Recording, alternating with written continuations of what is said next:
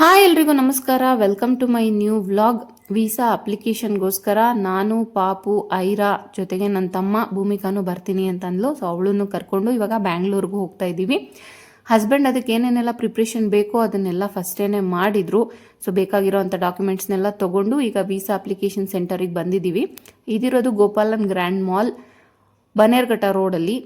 So reach ಆಗಿದ್ದೀವಿ. ಒಳಗಡೆ ಹೋಗಿ ಏನೇನೆಲ್ಲ ಪ್ರೊಸೀಜರ್ ಇದೆ ಅಂತ ನೋಡ್ಕೊಂಡು ಬರಬೇಕು.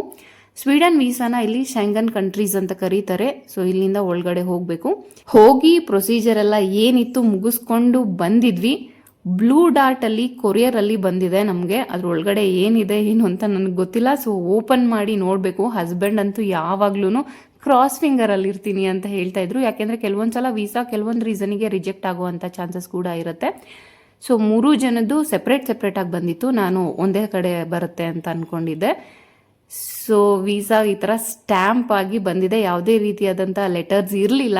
ಸೊ ಒಂದು ಕನ್ಫರ್ಮ್ ಆಯಿತು, ವೀಸಾ ನಮ್ಮದು ಅಪ್ರೂವ್ ಆಗಿದೆ ಅಂತ. ಸೊ ಅದನ್ನು ಚೆಕ್ ಮಾಡ್ತಾ ಇದ್ದೀನಿ. ಮನೆಗೆ ಬಂದಿದ ತಕ್ಷಣ ಫಸ್ಟ್ ಮಾಡಿದ ಕೆಲಸನೇ ಇದು. ಫ್ರೈಡೇ ನನಗೆ ಮೆಸೇಜ್ ಬಂದಿತ್ತು. ನಾನು ಸಂಡೇ ಊರಿಗೆ ಬರೋ ಅಷ್ಟರಲ್ಲಿ, ನಾನು ಬರೋಕ್ಕಿಂತ ಮುಂಚೆನೇ ವೀಸಾ ಮನೆಗೆ ಬಂದು ರೀಚ್ ಆಗಿಬಿಟ್ಟಿತ್ತು. ಸೊ ಬಂದಿದ ತಕ್ಷಣ ನನಗದೊಂದು ಹ್ಯಾಪಿ ನ್ಯೂಸು ನಮ್ಮನ್ನು ವೆಲ್ಕಮ್ ಮಾಡ್ತು ಅಂತಲೇ ಹೇಳ್ಬೋದು. 3 ಜನರು ವೀಸಾ ಅಪ್ರೂವ್ ಆಗಿದೆ. Hello again. ಸೊ ವೀಸಾ ಬಂದಿದ್ದನ್ನು ನೋಡಿದ್ರಿ. ಈಗ ನಾನು ಕೊಡ್ತಾ ಇರೋವಂಥ ಇನ್ಫಾರ್ಮೇಷನು, ವೀಸಾ ಪ್ರೋಸೆಸ್ ಹೇಗೆ ಎಲ್ಲ ಇರುತ್ತೆ, ಏನೇನೆಲ್ಲ ಡಾಕ್ಯುಮೆಂಟ್ಸ್ ಬೇಕು, ನಾನು ಯಾವ ಒಂದು ಸರ್ವಿಸನ್ನು ತೊಗೊಂಡಿದ್ದೆ ಅನ್ನೋದ್ರ ಬಗ್ಗೆ ಕಂಪ್ಲೀಟ್ ಡೀಟೇಲ್ಸನ್ನು ಕೊಡ್ತೀನಿ. ನಿಜವಾಗ್ಲೂ ಎಷ್ಟು ತಲೆ ಕೆಟ್ಟು ಹೋಯ್ತು ಅಂದರೆ ತುಂಬಾ ಡಾಕ್ಯುಮೆಂಟ್ಸ್ ಕೇಳ್ತಾರೆ. ಏನೇನು ಅನ್ನೋದನ್ನು ಒಂದೊಂದಾಗಿ ಹೇಳ್ತಾ ಹೋಗ್ತೀನಿ. ಬರೀ ನನಗೆ ನನ್ನ ಹಸ್ಬೆಂಡ್ ಕಳಿಸಿರುವಂಥ ಡಾಕ್ಯುಮೆಂಟ್ಸ್ನ ಪ್ರಿಂಟ್ ತಕ್ಕೊಂಡು ಹೋಗೋದಕ್ಕೇ ಇಷ್ಟು ತಲೆ ಕೆಟ್ಟರೆ, ಪಾಪ ಅವರು ಇದನ್ನ ಫಿಲ್ ಮಾಡೋದಕ್ಕೆ ಅದು ಎಷ್ಟು ದಿನ ತೊಗೊಂಡಿದ್ರು. ಪ್ರತಿಯೊಂದನ್ನು ಅವರೇ ರೆಡಿ ಮಾಡಿ ನನಗೆ ಕಳಿಸಿದ್ರು. ಯಾಕೆಂದರೆ 2 ಮಕ್ಕಳನ್ನು ಕಟ್ಕೊಂಡು ನನಗೆ ಅಲ್ಲಿ ಹೋಗಿ ಇದನ್ನೆಲ್ಲ ಫಿಲ್ ಮಾಡಿಕೊಂಡು ಅಷ್ಟೊಂದೆಲ್ಲ ಟೈಮೂ ಇರಲ್ಲ. ಜೊತೆಗೆ ನಾನು ಇದ್ದಿದ್ದಲ್ಲಿ ಹಳ್ಳಿಯಲ್ಲಿ ನೆಟ್ವರ್ಕು ಸಿಗಲ್ಲ. ಯಾವ್ಯಾವ ಅಪ್ಲಿಕೇಶನ್ನು ಏನು ನನಗೇನೂ ಗೊತ್ತಿಲ್ಲ. ಜಸ್ಟ್ ಅವ್ರು ಏನು ಕಳಿಸಿದ್ದಾರೆ ಅದನ್ನು ಪ್ರಿಂಟ್ ತಕ್ಕೊಂಡು ನಾನು ಹೋಗಿದ್ದೀನಿ. ಅದಾದಮೇಲೆ ನಾನು ಒಂದೊಂದಾಗಿ ತಿಳ್ಕೊಳ್ತಾ ಹೋದೆ. ಇದು ಇದಕ್ಕೆ, ಇದು ಇಂಥದಕ್ಕೆ ಅಂತ ಹೇಳಿಬಿಟ್ಟು. ಸೊ ಆ ಒಂದು ಇನ್ಫಾರ್ಮೇಷನನ್ನು ನಿಮಗೂ ಕೊಟ್ಟರೆ ನಿಮಗೂ ಕೂಡ ಹೆಲ್ಪ್ ಆಗ್ಬೋದು ಅನ್ನೋವಂಥ ಕಾರಣಕ್ಕೆ ಇವತ್ತು ಈ ವ್ಲಾಗನ್ನು ಮಾಡ್ತಾಯಿದ್ದೀನಿ. ನಾನು ಒಂದು ಕಡೆ ಬರ್ಕೊಂಬಿಟ್ಟಿದ್ದೀನಿ. ನಿಜವಾಗ್ಲೂ ಎಷ್ಟೊಂದೆಲ್ಲ ಡಾಕ್ಯುಮೆಂಟ್ಸ್ ಕೇಳ್ತಾರೆ ಅಂತಂದರೆ ನನಗಂತೂ ಒಂದು ಅರ್ಥ ಆಗಲಿಲ್ಲ ಅಲ್ಲಿ ಹೋದಾಗ. ಜೊತೆಗೆ ಒಬ್ಬೊಬ್ಬರಿಗೆ ಒಂದೊಂದು ಸೆಟ್ ಅಂತಲೇ ಅಲ್ಲ, ನೀವು ಮಕ್ಕಳನ್ನು ಕರ್ಕೊಂಡೋದ್ರೆ ಪ್ರತಿಯೊಂದು ಡಾಕ್ಯುಮೆಂಟ್ಸು ಕೂಡ ನೀವು ಎಷ್ಟು ಜನ ಹೋಗಿರ್ತೀರ ಅಪ್ಲೈ ಮಾಡೋದಕ್ಕೆ ಅಷ್ಟು ಸೆಟ್ ಡಾಕ್ಯುಮೆಂಟ್ಸನ್ನು ತೊಗೊಂಡು ಹೋಗಬೇಕು. ಸೊ ಇವಾಗ ಫಸ್ಟಿಂದ ಹೇಳ್ತಾ ಹೋಗ್ತೀನಿ. ಸೊ ಫಸ್ಟ್ ಒನ್ ಬಂದುಬಿಟ್ಟು invitation before application for Schengen visa ಅಂತ ಇದೆ. ಅಂದರೆ ನಾವು ಸ್ವೀಡನ್ ಅಂತ ಕರಿತೀವಲ್ಲ, ಅವರದನ್ನ ಶೆಂಗನ್ ಅಂತ ಕರೀತಾರೆ. ಸೊ ಫಸ್ಟ್ ಅದನ್ನು ಯಾರು ನಮಗೆ ಅಪ್ಲೈ ಮಾಡ್ತಾ ಇದ್ದಾರೆ, ಯಾರು ನಮ್ಮನ್ನು ಕರೆಸ್ಕೊಳ್ತಾ ಇದ್ದಾರೆ, ಅವರು ಫಿಲಪ್ ಮಾಡಬೇಕಾಗಿರೋವಂಥ ಅಪ್ಲಿಕೇಶನ್ ಇದು. ಸೊ ಅಪ್ಲಿಕೇಶನ್ ಹಾಕೋಕ್ಕೂ ಮುಂಚೆನೇ ಇನ್ವಿಟೇಷನ್ ಅಂತ ಹೇಳಿಬಿಟ್ಟು ಇದನ್ನು ಫಿಲಪ್ ಮಾಡಬೇಕು. ಸೊ ನಾನಿಲ್ಲಿ ಫೋಟೋವನ್ನು ಹಾಕ್ತಾ ಹೋಗ್ತೀನಿ, ಯಾವ್ಯಾವ ಅಪ್ಲಿಕೇಶನ್ನು ಯಾವ್ಯಾವ ರೀತಿಯಲ್ಲಿ ಕಾಣಿಸುತ್ತೆ ಅಂತ. ಸೊ ನಿಮಗೆ ಅದು ಒಂದು ಐಡಿಯಾ ಸಿಗುತ್ತೆ. ನೆಕ್ಸ್ಟು ಅದಾದಮೇಲೆ ಅಪ್ಲಿಕೇಶನ್ ಫಾರ್ ಶೆಂಗನ್ ವೀಸಾ ಅಂತ ಬರುತ್ತೆ. ಎಲ್ಲ ಇನ್ಫಾರ್ಮೇಷನ್ಗಳನ್ನು ನೋಡಿ ನೀಟಾಗಿ ಫಿಲಪ್ ಮಾಡಿರಬೇಕು. ಯಾಕೆ ಅಂದರೆ ಅಲ್ಲಿ ಹೋದಾಗ ನಮಗೆ ನೀಟಾಗಿ ಕೂತ್ಕೊಂಡು ಯಾರೂ ಹೇಳಲ್ಲ ಇದು ಈ ಥರ ಅಂತ. ಎಷ್ಟೊಂದು ಜನ ಬಂದಿರ್ತಾರೆ. ಸೊ ಕೇರ್ಫುಲ್ಲಾಗಿ ಪ್ರತಿಯೊಂದು ಅಪ್ಲಿಕೇಶನನ್ನು ಫಿಲ್ ಮಾಡಬೇಕು. ಒಬ್ಬೊಬ್ಬರಿಗೆ ಒಂದೊಂದು ಅಪ್ಲಿಕೇಶನ್ ಅಂದರೆ ನೀಟಾಗಿ ಎಷ್ಟು ಜನ ಹೋಗ್ತಾ ಇದ್ದೀರಾ ಅಷ್ಟು ಜನಕ್ಕೂ ಅಪ್ಲಿಕೇಶನ್ ಫಿಲ್ ಮಾಡಬೇಕು. ಈಗ ನಾವು 3 ಜನ ಹೋಗ್ತಾ ಇದ್ದೀವಿ, ನಾನು ನನ್ನ 2 ಮಕ್ಕಳು. ಸೊ ನಮಗೆ 3 ಅಪ್ಲಿಕೇಶನ್ಸನ್ನು ಫಿಲ್ ಮಾಡಬೇಕು. ಓಕೆನಾ?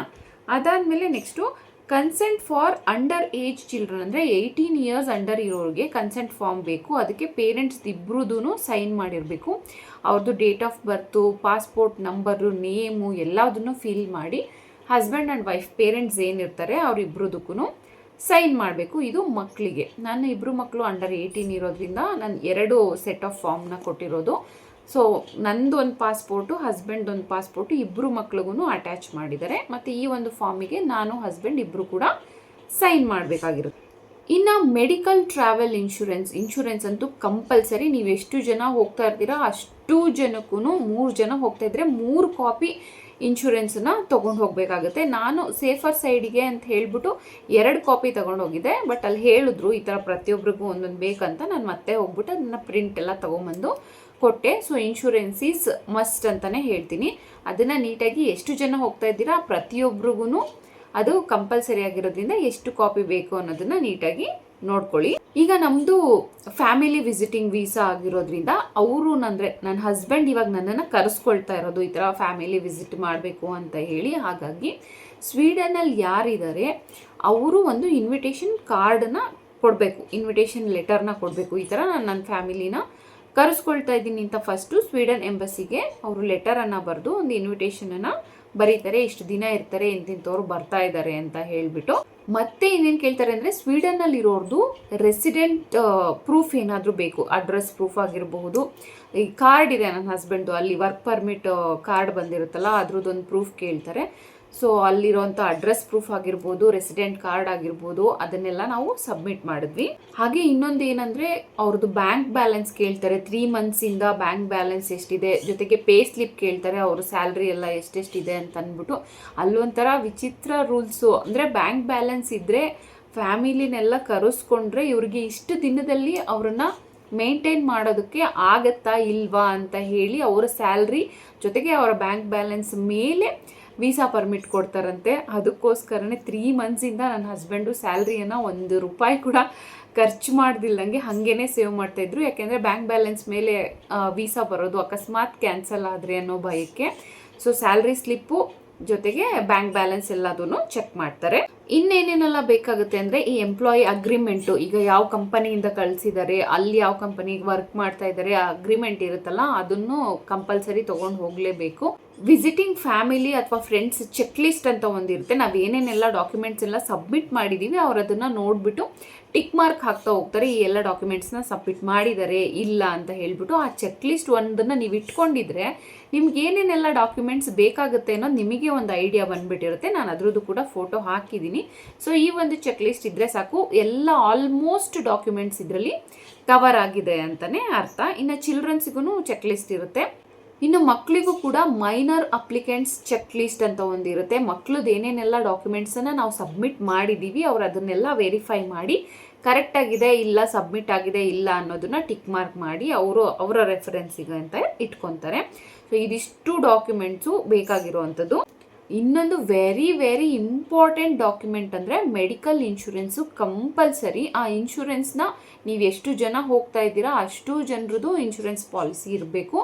ಜೊತೆಗೆ ಎಷ್ಟು ಜನ ಹೋಗ್ತಾ ಇದ್ದೀರಾ ಅಷ್ಟು ಕಾಪಿ. ಈಗ ನಾವು 3 ಜನ ಹೋಗ್ತಾ ಇದ್ದೀವಿ ಅಂದರೆ 3 ಜನರಿಗೆ ಸೆಪ್ರೇಟ್ ಡಾಕ್ಯುಮೆಂಟ್ಸನ್ನು ಕಲೆಕ್ಟ್ ಮಾಡಿರೋದ್ರಿಂದ 3 ಕಾಪಿ ಇನ್ಶೂರೆನ್ಸನ್ನು ನಾವು ತೊಗೊಂಡು ಹೋಗಬೇಕಾಗತ್ತೆ. ಜೊತೆಗೆ ಟಿಕೆಟ್ ಕಾಪಿ, ನಾವು ಟಿಕೆಟ್ ಬುಕ್ ಮಾಡಿರ್ತೀವಿ ಅಲ್ವಾ, ಇಷ್ಟು ದಿನದಿಂದ ಇಷ್ಟು ದಿನದವರೆಗೂ ನಾವಲ್ಲಿ ಇರೋದಕ್ಕೆ ಹೋಗ್ತಾ ಇದ್ದೀವಿ ಅಂತ. ಸೊ ಅದನ್ನು ಮೆನ್ಷನ್ ಮಾಡಬೇಕು, ಇಷ್ಟು ದಿನದಿಂದ ಇಷ್ಟು ದಿನದವರೆಗೆ ಟಿಕೆಟ್ ಬುಕ್ ಆಗಿದೆ, ನಮ್ಗೆ ವೀಸಾ ಕೊಡಿ ಅಂತ ನಾವು ಕೇಳೋದ್ರಿಂದ ಟಿಕೆಟ್ ಕಾಪಿ ಕೂಡ ನೀವು 3 ಜನ ಹೋಗ್ತಾ ಇದ್ರೆ 4 ಜನ ಹೋಗ್ತಾ ಇದ್ರೆ ಪ್ರತಿಯೊಬ್ಬರಿಗೂ ಇನ್ಶೂರೆನ್ಸ್ ಕಾಪಿ, ಟಿಕೆಟ್ ಕಾಪಿ ಇದು ಕಂಪಲ್ಸರಿ. ಅಷ್ಟು ಕಾಪೀಸನ್ನು ನೀವು ತೊಗೊಂಡು ಹೋಗಬೇಕಾಗುತ್ತೆ. ಇನ್ನು ಚಿಕ್ಕ ಮಕ್ಕಳಿಗೆ ಏನೇನೆಲ್ಲ ಡಾಕ್ಯುಮೆಂಟ್ಸ್ ಬೇಕಾಗುತ್ತೆ ಅಂದರೆ ಇವಾಗ ಹೇಳಿದ್ನಲ್ಲ, ಪ್ರತಿಯೊಂದು ಅಪ್ಲಿಕೇಶನ್ ಆಗಿರ್ಬೋದು, ಟಿಕೆಟ್ ಆಗಿರ್ಬೋದು, ಮೆಡಿಕಲ್ ಇನ್ಶೂರೆನ್ಸ್ ಆಗಿರ್ಬೋದು, ಅದೆಲ್ಲದು ಕಂಪಲ್ಸರಿ.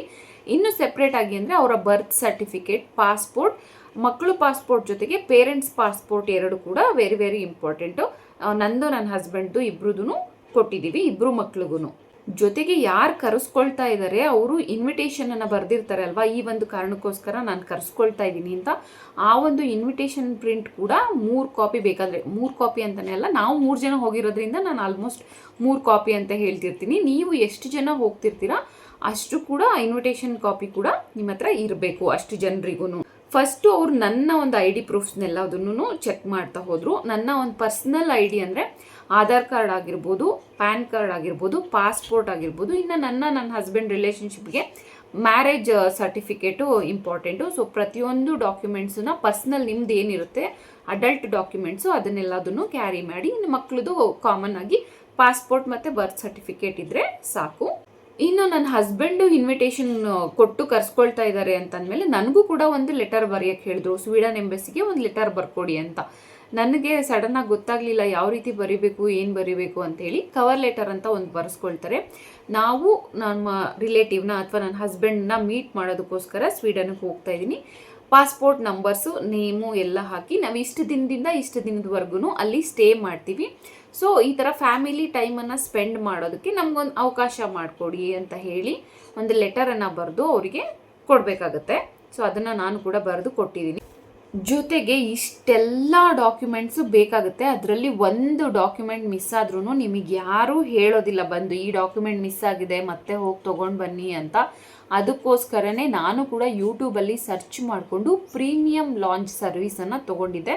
ಅದು ತೊಗೊಳ್ಲಿಲ್ಲ ಅಂದಿದ್ರೆ ನಿಜವಾಗ್ಲೂ ನನಗೆ ವೀಸಾ ನನ್ನ ಕೈಯಲ್ಲಿ ಬರ್ತಿತ್ತು ಅನ್ನೋ ನಂಬಿಕೆನೇ ನನಗಿಲ್ಲ. ಯಾಕೆಂದರೆ ನನಗಿದ್ದಿದ್ದು ಝೀರೋ ನಾಲೆಡ್ಜ್. ನಾನು ಫಸ್ಟ್ ಟೈಮ್ ಹೋಗಿದ್ದೆ, ನನ್ನ ತಮ್ಮನೂ ಫಸ್ಟ್ ಟೈಮ್ ಹೋಗಿರೋದು, ಯಾರಿಗೂ ಏನೂ ಗೊತ್ತಿಲ್ಲ. ನನ್ನ ಹಸ್ಬೆಂಡ್ ಬಂದು ವೀಸಾ ಪ್ರೋಸೆಸ್ಸಿಗೆ ಅವ್ರು ಹೋಗಿದ್ದಿದ್ದು ಡೆಲ್ಲಿಗೆ, ಅಲ್ಲಿಂದ ಅವ್ರಿಗೆ ವೀಸಾ ಸಿಕ್ಕಿ ಹೋಗಿದ್ದು. ಅವರು ಕೂಡ ಬ್ಯಾಂಗ್ಳೂರಿಗೆ ಹೋಗಿಲ್ಲ. ಸೊ ಬ್ಯಾಂಗ್ಳೂರಿಗೆ ಯಾವ ರೀತಿ ಇರುತ್ತೆ ಅನ್ನೋದು ಅವ್ರಿಗೂ ಐಡಿಯಾ ಇಲ್ಲ. ಜೊತೆಗೆ ನಾವಿಬ್ಬರು ಹೋಗ್ತಾ ಇರೋದು ಫಸ್ಟ್ ಟೈಮು. ತುಂಬಾ ಭಯ ಆಗ್ತಾಯಿತ್ತು, ಯಾಕೆಂದರೆ ಯಾವತ್ತೂ ಹೋಗಿಲ್ಲ, ಹೆಂಗೆ ಏನು ಅನ್ನೋದು ವೀಸಾ ಪ್ರೊಸೆಸ್ ಎಲ್ಲ ಫಸ್ಟ್ ಟೈಮ್ ಆಗಿರೋದ್ರಿಂದ ಯೂಟ್ಯೂಬಲ್ಲಿ ನೋಡ್ಕೊಂಡಿದ್ದೆ. ಈ ಪ್ರೀಮಿಯಂ ಲಾಂಚ್ ಸರ್ವಿಸನ್ನು ತೊಗೊಂಡ್ರೆ ಎಲ್ಲದನ್ನು ನಿಮಗೆ ಅವರೇನೆ ಹೇಳ್ಕೊಡ್ತಾರೆ. ಯಾವುದಾದ್ರೂ ಒಂದು ಡಾಕ್ಯುಮೆಂಟ್ ಮಿಸ್ ಆಗಿದ್ರೂ ಕೂಡ ಇದನ್ನು ತೊಗೊಂಬನ್ನಿ, ಇದು ಮಿಸ್ ಆಗಿದೆ ಅಂತ ಅವರು ಹೇಳಿ ಕಳಿಸ್ತಾರೆ. ನೀವು ಡೈರೆಕ್ಟಾಗಿ ಹೋಗಿ ಸರ್ವಿಸ್ ಸೆಂಟರಲ್ಲಿ ಕೊಟ್ಬಿಟ್ರೆ ಅವ್ರು ನಿಮ್ಮ ಡಾಕ್ಯುಮೆಂಟ್ಸ್ನೆಲ್ಲ ತೊಗೊಂಡು ಒಂದು ಬಾಕ್ಸಲ್ಲಿ ಹಾಕ್ಕೊತಾರೆ. ಡೈರೆಕ್ಟಾಗಿ ವೀಸಾ ಆಫೀಸಿಗೆ ಅವ್ರು ಸಬ್ಮಿಟ್ ಮಾಡಿಬಿಡ್ತಾರೆ. ರಿಜೆಕ್ಟ್ ಆಗುವಂಥ ಚಾನ್ಸಸ್ಸು ಜಾಸ್ತಿ ಇರುತ್ತೆ. ಯಾಕಂದರೆ ಒಂದು ಡಾಕ್ಯುಮೆಂಟ್ ಮಿಸ್ ಆದ್ರೂ ನಿಮಗೆ ಬರಲ್ಲ. ವೀಸಾ ಜೊತೆ ಒಂದು ಲೆಟರ್ ಬರುತ್ತೆ, ಇಂತಿಂಥ ಡಾಕ್ಯುಮೆಂಟ್ಸ್ ಮಿಸ್ ಆಗಿದೆ, ನೀವು ಮತ್ತೆ ಅಪ್ಲೈ ಮಾಡ್ಕೊಳ್ಳಿ ಅಂತ. ನಮಗಷ್ಟು ಟೈಮ್ ಇಲ್ಲ. ನನ್ನ ಹಸ್ಬೆಂಡ್ ಬರ್ತಿರೋದೇ ಇವಾಗ ನಮ್ಮನ್ನು ಕರ್ಕೊಂಡು ಹೋಗೋದಕ್ಕೆ ಅಂತ ಬರ್ತಿದ್ದಾರೆ. ಅದು ಲೀವ್ ಮೇಲೆ ಬರ್ತಿದ್ದಾರೆ. ಜೊತೆಗೆ ಈ ವೀಸಾ ಕ್ಯಾನ್ಸಲ್ ಆಗಿ ಮತ್ತೆ ಅಪ್ಲೈ ಮಾಡಿಕೊಂಡು ಟೈಮ್ ವೇಸ್ಟ್ ಮಾಡೋದಕ್ಕೆ ನನಗಂತೂ ಇಷ್ಟ ಇರಲಿಲ್ಲ. ಸೊ ಅವ್ರು ಬರೋವಾಗ ಎಲ್ಲದನ್ನು ಪ್ರಾಪರಾಗಿ ಆಗಿರಬೇಕು, ಯಾವುದೇ ಒಂದು ಮಿಸ್ಟೇಕ್ಸ್ ಆಗಬಾರ್ದು ಅಂತ ಹೇಳಿ ತುಂಬಾ ಕೇರ್ ತೊಗೊಂಡಿದ್ದೆ. ಸೊ ಅವರು ಕೂಡ ಹೇಳಿದರು ಈ ಥರ ಪ್ರೀಮಿಯಂ ಲಾಂಚ್ ಸರ್ವಿಸ್ ಅಂತ ಇರುತ್ತೆ, ನೀನು ಹೋಗಿದ ತಕ್ಷಣ ಅದನ್ನು ತಗೋ ಅಂತ. ಫಸ್ಟು ಡೈರೆಕ್ಟಾಗಿ ಹೋಗಿ ನಾನು ಅಲ್ಲಿ ಕೂತ್ಕೊಂಡೆ ಕೌಂಟರಲ್ಲಿ. ಅದಾದಮೇಲೆ ನೆನೆಸ್ಕೊಂಡೆ, ಅಲ್ಲಿ ತುಂಬ ಜನ ಎಲ್ಲ ಡಾಕ್ಯುಮೆಂಟ್ಸ್ನೆಲ್ಲ ಹುಡುಕ್ತಾ ಇದ್ರಲ್ಲ, ನನಗೆ ಬೇರೆ ಏನು ತಂದಿದ್ದೀನಿ ಏನು ಬಿಟ್ಟಿದ್ದೀನಿ ಗೊತ್ತಿಲ್ಲ. ಅವ್ರು ಏನು ಕಳಿಸಿದ್ದಾರೆ ಅದನ್ನು ಜಸ್ಟ್ ನಾನು ಪ್ರಿಂಟ್ ತೊಗೊಂಡು ಹೋಗಿದ್ದೀನಿ. ಸೊ ಏನಾದರೂ ಮಿಸ್ಟೇಕ್ ಆದರೆ ಅದು ನನ್ನ ಕಡೆಯಿಂದ ಯಾವುದೂ ಮಿಸ್ಟೇಕ್ ಆಗಬಾರ್ದು ಅಂತ ಹೇಳಿಬಿಟ್ಟು ನಾನು ಅಲ್ಲಿ ಹೋಗಿ ಕೇಳಿದೆ, ಸರ್ ನಾನು ಈ ಥರ ಪ್ರೀಮಿಯಂ ಲಾಂಚ್ ಸರ್ವಿಸನ್ನು ತೊಗೊಳ್ಬೇಕು ಅಂತ ಅಂದ್ಕೊಂಡಿದ್ದೀನಿ ಅಂತ. ಅಲ್ಲಿ ಒಳಗಡೆ ಹೋದರೆ ನಿಜವಾಗ್ಲೂ ಸಕ್ಕತ್ತಾಗಿತ್ತು. ಸರ್ವಿಸ್ ರೂಮು, ಕುತ್ಕೋಬೋದು ಆರಾಮಾಗಿ, ಸೋಫಾ ಸೆಟ್ ಎಲ್ಲ ಇರುತ್ತೆ. ಒಬ್ಬೊಬ್ಬರನ್ನೇ ಕರೆದು ಅವರು ಡಾಕ್ಯುಮೆಂಟ್ಸ್ನೆಲ್ಲ ವೆರಿಫಿಕೇಷನ್ ಮಾಡ್ಕೊಳ್ತಾರೆ. ಇನ್ನೊಂದೇನಪ್ಪ ಅಂತಂದರೆ ಅಲ್ಲಿ ನೀರು, ಕಾಫಿ, ಬಿಸ್ಕೆಟ್, ಚಾಕ್ಲೇಟ್ಸ್, ಜ್ಯೂಸ್ ಏನಾದರೂ ತೊಗೊಳ್ಬೋದು. ಎಲ್ಲದು ಕಾಂಪ್ಲಿಮೆಂಟ್ರಿ, ಅಂದರೆ ಫ್ರೀ ಆಫ್ ಕಾಸ್ಟಲ್ಲಿ ಇರುತ್ತೆ. ಸೊ ನಾನಲ್ಲಿ ಡಾಕ್ಯುಮೆಂಟ್ ವೆರಿಫಿಕೇಷನ್ ಮಾಡಿಸ್ಬೇಕಾದ್ರೆ ನನ್ನ ತಮ್ಮ ನನ್ನ ಮಗಳನ್ನ ಇಬ್ಬರೂ ಮೇಂಟೈನ್ ಮಾಡಬೇಕಲ್ಲ, ಅಲ್ಲಿ ಹೆಲ್ಪಿಗೆ ಬಂದಿದ್ದು ಈ ಚಾಕ್ಲೇಟ್ಸು, ಜ್ಯೂಸು ಇವೇನೆ. ಅವ್ರನ್ನ ತಿನ್ನೋದಕ್ಕೆ ಅಂತ ಕೊಟ್ಬಿಟ್ಟು ಕೂರಿಸ್ಕೊಂಡು ಅವ್ನು ಮ್ಯಾನೇಜ್ ಮಾಡ್ತಾ ಇದ್ದ. ಜೊತೆಗೆ ನಾನು ಯಾವುದೇ ಒಂದು ಅಪಾಯಿಂಟ್ಮೆಂಟನ್ನು ಬುಕ್ ಮಾಡ್ಕೊಂಡಿರಲಿಲ್ಲ, ಜಸ್ಟ್ ವಾಕಿನ್ ಅಂತ ಹೋಗಿದ್ದೆ. ವಾಕಿನ್ ಬಂದುಬಿಟ್ಟು 12 to 2 ಅಷ್ಟೇ ಇರುತ್ತೆ. ಸೊ ನಾನು ಹೋದಾಗ ಆಲ್ರೆಡಿ 11 o'clock ಆಗಿತ್ತು, ಬಟ್ ಅವರು 12 ಮೇಲೆ ಬನ್ನಿ ಅಂತ ಹೇಳಿದ್ರು. ವಾಕಿನ್ ಆಗಿದ್ದರೆ 12 ಮೇಲೇ ಹೋಗಬೇಕು, ನೀವು ಬೇಗ ಹೋದ್ರೂ ಅಲ್ಲಿ ವೆಯ್ಟ್ ಮಾಡಬೇಕಾಗುತ್ತೆ. ಸೊ 12:10ಗೆ ಹೋದೆ, ಒಳಗಡೆ ಬಿಟ್ಟರು. ಡಾಕ್ಯುಮೆಂಟ್ಸ್ ವೆರಿಫಿಕೇಷನ್ನೇ ತುಂಬ ಟೈಮ್ ಹಿಡಿಯುತ್ತೆ. ಪ್ರತಿಯೊಬ್ಬರು ಡಾಕ್ಯುಮೆಂಟ್ಸನ್ನು ನೀಟಾಗಿ ಜೋಡಿಸ್ಕೊಳ್ಳೋದ್ರಿಂದ 2 to 3 hours ಅಂತೂ ಬೇಕೇ ಬೇಕಾಗುತ್ತೆ. ಸೊ ಆದಷ್ಟು ಬೇಗ ನೀವು ಅಲ್ಲಿ ಹೋಗಿ ರೀಚ್ ಆದರೆ ಒಳ್ಳೆಯದು. ನಾನು 12 o'clock ಹೋದರೆ ಒಳಗಡೆ ಡಾಕ್ಯುಮೆಂಟ್ಸ್ ವೆರಿಫಿಕೇಷನ್ ಎಲ್ಲ, ಅಂದರೆ ಆಲ್ರೆಡಿ ಬೇರೆಯವ್ರದ್ದು ಮಾಡ್ತಾ ಇರ್ತಾರಲ್ವ, ನಮ್ಮನ್ನು ಕರೆದು ನಮ್ಮ ಡಾಕ್ಯುಮೆಂಟ್ಸ್ ವೆರಿಫಿಕೇಷನ್ ಎಲ್ಲ ಸ್ಟಾರ್ಟ್ ಮಾಡಿದ್ದೆ ಅವರು 12:30 ಆಗೋಯಿತು. ಸೊ 1:30 ನೋಡ್ತಾ ಇದ್ರು ಅವರು. ವಾಕಿನ್ ಬಂದುಬಿಟ್ಟು 2 o'clock ಕ್ಲೋಸ್ ಆಗುತ್ತೆ. ಹಾಗಾಗಿ ನಂದು ಕೆಲವೊಂದೊಂದು ಡಾಕ್ಯುಮೆಂಟ್ಸ್, ಅದೇ ನಾನು ಹೇಳಿದ್ನಲ್ಲ ಫಸ್ಟೇನೆ, ನಾನು ನನ್ನ ಸೇಫ್ಟಿಗಂತ ಜಸ್ಟ್ 2 sets ಆಫ್ ಡಾಕ್ಯುಮೆಂಟ್ಸನ್ನು ತೊಗೊಂಡೋಗಿದ್ದೆ. ಬಟ್ ಅಲ್ಲಿ ಪ್ರತಿಯೊಬ್ಬರಿಗೂ ಪ್ರತಿಯೊಂದು ಡಾಕ್ಯುಮೆಂಟ್ ಬೇಕಾಗಿರೋದ್ರಿಂದ 3 set ಆಫ್ ಡಾಕ್ಯುಮೆಂಟ್ಸ್ ಬೇಕಾಗಿತ್ತು ಎಲ್ಲದೂ. ಜೊತೆಗೆ ಅಲ್ಲಿ ಜೆರಾಕ್ಸು, ಫೋಟೋಸು, ಪ್ರಿಂಟೌಟು ಎಲ್ಲದೂ ಫ್ರೀ ಆಫ್ ಕಾಸ್ಟಲ್ಲಿ ಮಾಡಿಕೊಡ್ತಾರೆ. ನಾನು ಅಂದರೆ ಚಿಕ್ಕನಾಗ್ನಳ್ಳಿಯಲ್ಲಿ ಫೋಟೋ ತೆಗೆಸ್ಕೊಂಡು ಹೋಗಿದ್ದೆ. ಮಕ್ಕಳಿಗೆ ಬಯೋಮೆಟ್ರಿ ಇರಲ್ವಲ್ಲ, ಹಾಗಾಗಿ ಫೋಟೋಸನ್ನು ತೊಗೊಳ್ತಾರೆ. ಅಲ್ಲಿ ವೈಟ್ ಸ್ಕ್ರೀನಲ್ಲಿ ಸರಿಯಾಗಿ ಬಂದಿರಲಿಲ್ಲ ಅಂತ ಹೇಳಿಬಿಟ್ಟು ಅವರೇ ಫೋಟೋನು ಕೂಡ ತೆಗೆದುಕೊಟ್ರು. ನಂದು ಬಯೋಮೆಟ್ರಿಕ್ ಇದ್ದಿದ್ದರಿಂದ ನಂದೇನು ಫೋಟೋ ತಗೊಳ್ಲಿಲ್ಲ. ಮತ್ತು ಹಸ್ಬೆಂಡ್ದು ಪಾಸ್ಪೋರ್ಟ್ ಕಾಪಿ ನಂದು ಫ್ರಂಟ್ ಸೈಡ್ ಮಾತ್ರ ಇತ್ತು, ಬ್ಯಾಕ್ ಸೈಡ್ ಮಿಸ್ ಆಗಿದ್ದರಿಂದ ಅದು ಬೇಕು ಅಂತ ಹೇಳಿದ್ರೆ ನಾನು ಅಲ್ಲೇ ಹೋಗಿ ಪ್ರಿಂಟು ಕೂಡ ತೆಗೆಸ್ಕೊಂಬಂದೆ. ಸೊ ಪ್ರಿಂಟರ್ ಆಗಿರ್ಬೋದು, ಜೆರಾಕ್ಸ್ ಆಗಿರ್ಬೋದು, ಫೋಟೋಗ್ರಫಿ ಆಗಿರ್ಬೋದು, ಎಲ್ಲದೂ ಫ್ರೀ ಆಫ್ ಕಾಸ್ಟಲ್ಲಿ ಮಾಡಿಕೊಟ್ರು. ಜೊತೆಗೆ ಏನಾದರೂ ಒಂದು ಅಂದರೆ ಯಾವುದೂ ಡಾಕ್ಯುಮೆಂಟ್ಸ್ ಮಿಸ್ ಆಗಿರಲಿಲ್ಲ, ಮಿಸ್ಸಿಂಗ್ ಡಾಕ್ಯುಮೆಂಟ್ಸ್ ಅಂತ ಏನೂ ಇರಲಿಲ್ಲ. ಎಷ್ಟೆಷ್ಟು ಕಾಪಿ ಬೇಕು ಅಂತ ಅವ್ರು ನನಗೆ ಬರ್ಕೊಟ್ರು, ಅಷ್ಟು ಕಾಪೀಸನ್ನು ಹೋಗಿ ನಾನು ಜೆರಾಕ್ಸ್ ಅಥವಾ ಪ್ರಿಂಟ್ ತೊಗೊಂಬಂದು ಅವರಿಗೆ ಕೊಟ್ಟೆ. ಸೆಪ್ರೇಟಾಗಿ ನಂದು, ನನ್ನ ಮಗಂದು, ನನ್ನ ಮಗಳದು 3 ಜನರು ಡಾಕ್ಯುಮೆಂಟ್ಸ್ನ ಅವರೇ ಏನೇನೆಲ್ಲ ಇದೆ, ಏನೇನೆಲ್ಲ ಬೇಕು, ಎಷ್ಟು ಬೇಕು ಅನ್ನೋದನ್ನೆಲ್ಲ ನೀಟಾಗಿ ನೋಡಿಕೊಂಡು ಅವರು ನೀಟಾಗಿ ಜೋಡಿಸ್ಕೊಂಡು ಒಂದೊಂದು ಬಂಡಲ್ ಮಾಡ್ಕೊಳ್ತಾ ಹೋದರು. 3 ಜನರದ 3 ಫೈಲ್ ಮಾಡಿ ನೀಟಾಗಿ ಜೋಡಿಸಿದ್ರು. ನಿಜವಾಗ್ಲೂ ಇನ್ನೊಂದು ಮೇನ್ ಪ್ರಾಬ್ಲಮ್ ಏನಪ್ಪ ಅಂದರೆ, ಈ ಕರ್ನಾಟಕದಲ್ಲಿ ಇದ್ಕೊಂಡು ಕನ್ನಡ ಮಾತಾಡೋದಕ್ಕೆ ಹಿಂಜರಿತಾರೆ ಜನ. ಯಾಕೆ ಅಂತ ನನಗೆ ಅರ್ಥ ಆಗಲ್ಲ. ನನ್ನ ತಮ್ಮ ಅಂತೂ ಏನಿದು ಬೆಂಗಳೂರಿಗೆ ಬಂದರೆ ಬೇರೆ ದೇಶಕ್ಕೆ ಬಂದಂಗೆ ಇರುತ್ತೆ ಅಂತ, ಆಚೆ ಕಡೆ ಪಾರ್ಕಿಂಗಿಗೆ ಹೋದರೆ ಹಿಂದಿ ಮಾತಾಡ್ತಾರೆ, ಒಳಗಡೆ ಯಾವುದಾದ್ರೂ ಆಫೀಸಿಗೆ ಹೋದರೆ ಇಂಗ್ಲೀಷ್ ಮಾತಾಡ್ತಾರೆ. ಮನೆಯಲ್ಲಿ ಇಷ್ಟು ದಿನ ಇದ್ದು ನಮಗೆ ಕನ್ನಡ ಮಾತಾಡಿ ಸಡನ್ನಾಗಿ ಇಂಗ್ಲೀಷಲ್ಲಿ ಪೂರ್ತಿ ಮಾತಾಡಬೇಕು ಅಂದರೆ ಬೆಬ್ಬ ಅನ್ನಂಗೆ ಆಗುತ್ತೆ. ನಿಜವಾಗ್ಲೂ ನನಗೆ ಅದೊಂದು ಟೆನ್ಷನ್ ಆಗ್ತಾಯಿತ್ತು. ಕಾನ್ವರ್ಸೇಷನ್ ತುಂಬ ಇಂಪಾರ್ಟೆಂಟ್ ಆಗುತ್ತೆ ಇಂಥ ಟೈಮಲ್ಲಿ. ಪುಣ್ಯಕ್ಕೆ ಸುರಕ್ಷಾ ಅನ್ನೋ ಒಂದು ಹುಡುಗಿ ಸಿಕ್ಕಿದ್ಲು ನನಗೆ, ಕನ್ನಡದವಳೆ. ಪ್ರತಿಯೊಂದು ಇನ್ಫಾರ್ಮೇಷನನ್ನು ನಾನು ಕನ್ನಡದಲ್ಲೇ ಕೇಳಿದ್ದು, ಅವರು ಕನ್ನಡದಲ್ಲೇ ಎಕ್ಸ್ಪ್ಲೈನ್ ಮಾಡಿದ್ದು. ಹಾಗಾಗಿ ನಮ್ಮ ಈ ಒಂದು ಪ್ರೋಸೆಸ್ಸು ತುಂಬ ಸ್ಮೂತಾಗಿಯೇ ನಡೀತು ಅಂತ ಹೇಳ್ಬೋದು. ಸೊ ಅದೊಂದು ತುಂಬಾ ಖುಷಿ ಆಯಿತು ನನಗೆ. ತುಂಬ ಚೆನ್ನಾಗಿ ಇನ್ಫಾರ್ಮೇಷನನ್ನು ಕೊಟ್ಟು ತುಂಬ ಸ್ಮೂತಾಗಿ ಮಾತಾಡಿಸಿ, ಅವರ ಸರ್ವಿಸ್ ತುಂಬಾ ಚೆನ್ನಾಗಿತ್ತು. ವೆರಿ ಗುಡ್ ಸರ್ವಿಸ್ ಅಂತಲೇ ಹೇಳ್ತೀನಿ. ಟೋಟಲ್ ಕಾಸ್ಟು 3 ಜನಕ್ಕೆ ವೀಸಾವನ್ನು ಮಾಡಿದ್ದು ಪ್ರೀಮಿಯಂ ಲಾಂಚ್ ಸರ್ವಿಸನ್ನು ತೊಗೊಂಡು 24,000 ಆಗಿತ್ತು. ಸೊ ಅದನ್ನು ಅಲ್ಲೇ ಪೇ ಮಾಡಿಬಿಟ್ಟು ಅದಾದಮೇಲೆ ನನಗೊಂದು ಸ್ಲಿಪ್ ಕೊಟ್ಟರು. ಅದನ್ನು ತೊಗೊಂಡು ನಾನು ಬಯೋಮೆಟ್ರಿ ರೂಮಿಗೆ ಹೋದೆ. ಬಯೋಮೆಟ್ರಿಯನ್ನು ತೊಗೊಂಡು ಅಲ್ಲೇ ಒಂದು ಲೈವ್ ಫೋಟೋವನ್ನು ತೊಗೊಳ್ತಾರೆ. ಲೈವ್ ಫೋಟೋವನ್ನು ತೊಗೊಂಡು ಒಂದು ರಿಸಿಪ್ಟನ್ನು ಕೊಟ್ಟರು.